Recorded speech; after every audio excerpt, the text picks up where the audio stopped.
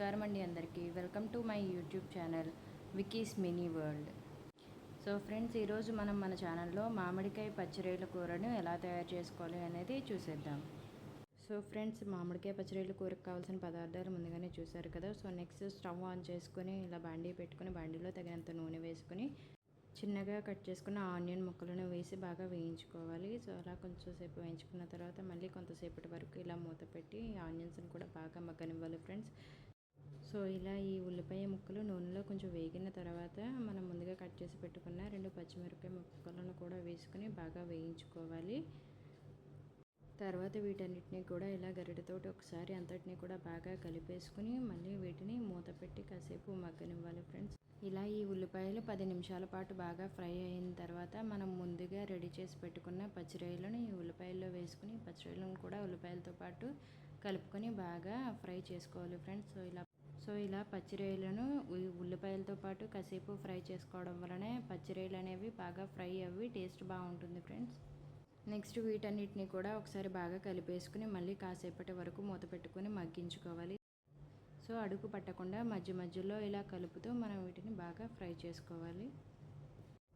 So ఇలా మనం ఒక 10 నుంచి 15 నిమిషాల పాటు ఈ పచ్చిరొయ్యలు మరియు ఉల్లిపాయలని బాగా ఫ్రై చేసుకున్న తర్వాత వీటిలోకి కొంచెం పసుపు, తగినంత ఉప్పు, మీ స్పైసీ లెవెల్స్కి తగ్గట్టుగా ఒక 3 చెంచాలు కారం వేసుకుని బాగా ఫ్రై చేసుకోవాలండి. సో ఇలా పసుపు, ఉప్పు, కారం వేసేసుకున్న తర్వాత నీళ్లు వేయకుండా వాటర్ ఏమీ కూడా యాడ్ చేయకుండా ఇలా గరిటెతోటి ఒకసారి కూర అంతటిని కూడా బాగా కలిపేసుకుని మూత పెట్టుకుని మగ్గించుకోవాలి.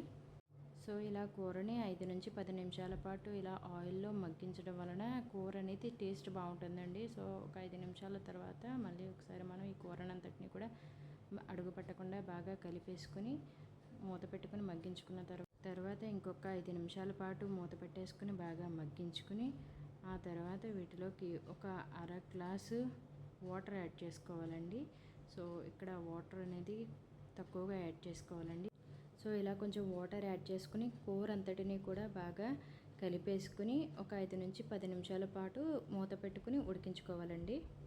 నెక్స్ట్ మనం ముందుగా కట్ చేసి పెట్టుకున్న మామిడికాయ ముక్కలను 5 నిమిషాల పాటు మంచినీటిలో వేసి లైట్గా బాయిల్ చేసి తీసుకోవాలండి. మామిడికాయ అనేది జస్ట్ లైట్గా మెత్తబడేలా బాయిల్ అయితే సరిపోతుంది. సో అలా బాయిల్ చేసుకున్న మామిడికాయ ముక్కలను ఏదైనా స్మాషర్ సహాయంతో కానీ లేదా గరిటెతో కానీ లైట్గా కచ్చా పచ్చగా స్మాష్ చేసుకుని సో ఇలా కూర దగ్గర పడిన తర్వాత ఈ మామిడికాయ ముక్కలు బాయిల్ చేసిన వాటర్తో సహా ఇలా కూరలో వేసేసుకోవాలండి. సో అలా కూరలో వేసేసుకుని 5 నుంచి 10 నిమిషాల పాటు మూత పెట్టుకుని ఉడికించేసుకోవాలి.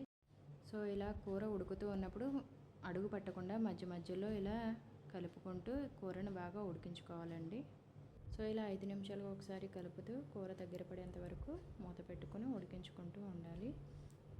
సో ఇలా కలుపుకుంటూ ఉండడం వలన మనకి కూర అనేది అడుగు పట్టకుండా మాడిపోకుండా చక్కగా ఉడుకుతూ ఉంటుందండి. సో ఇలా ఉడికిన తర్వాత మనకి ఎంత కన్సిస్టెన్సీ అయితే కావాలో ఆ కన్సిస్టెన్సీ బట్టి చూసుకొని మనం కూర దగ్గర పడిన తర్వాత స్టవ్ ఆఫ్ చేసేసుకుని సర్వింగ్ బౌల్లోకి తీసుకోవాలండి. సో చూసారు కదా, మనకి ఎంతో టేస్టీ అయిన పచ్చిరొయ్యలు మామిడికాయ కూర రెడీ అయిపోయింది. సో ఫ్రెండ్స్, చూసారు కదా, ఈ వీడియో మీకు నచ్చినట్లయితే ప్లీజ్ నా ఛానల్ని సబ్స్క్రైబ్ చేసుకుని షేర్ చేసి లైక్ చేసి కామెంట్ చేయండి. Thanks for watching.